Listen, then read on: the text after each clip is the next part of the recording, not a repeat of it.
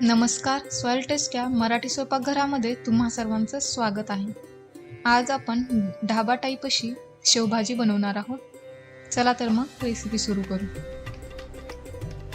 कढईमध्ये सुरुवातीला सुकं खोबरं आणि लसूण भाजून घ्यायचं आहे. इथे मी खोबऱ्याचे बारीक बारीक काप करून घेतले आहेत. तुम्ही इथे खिसून देखील भाजून घेऊ शकता. खोबरं भाजून घेतल्यामुळे आपल्या भाजीला आणखी चांगली चव येते. इथे तुम्ही कांदा देखील भाजून वापरू शकता.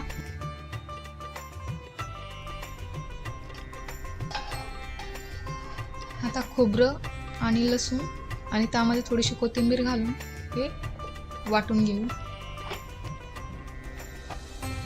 इथे टोमॅटोची देखील पेस्ट बनवून घ्यायची आहे.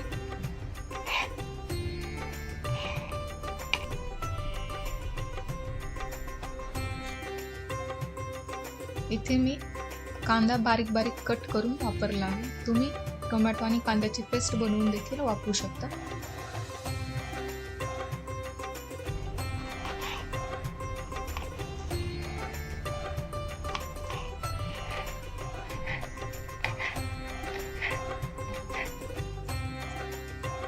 आता कढईमध्ये 2 ते 3 चमचे तेल घालून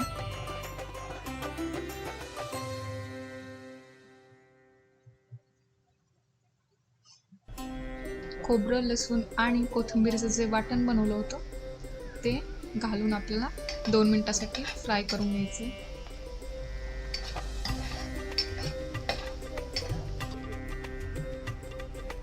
आता त्यामध्ये टोमॅटोची पेस्ट घालून घ्यायची आहे. दोन्ही व्यवस्थित मिक्स करून घेऊ.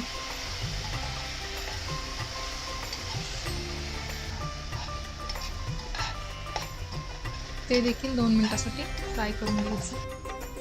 आता त्यामध्ये कांदा ॲड करून घ्यायचा आहे.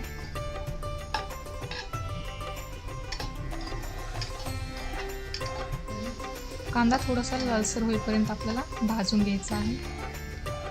त्यामध्ये आता लाल मिरची पावडर, गरम मसाला, धने पावडर आणि थोडंसं मीठ घालून मिश्रण मिक्स करून घ्यायचं आहे.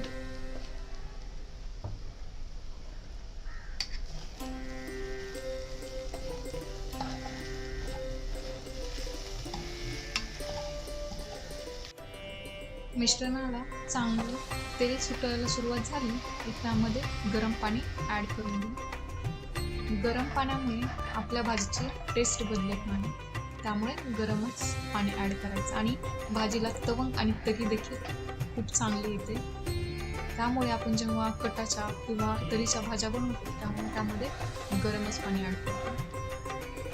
आता त्यामध्ये 1 वाटी मोठी शेव घालून घ्यायची आहे. इथे मी भाजीमध्येच शेव घातली आहे. तुम्ही जेव्हा भाजी सर्व करता त्यावेळेस देखील शेव घालू शकता.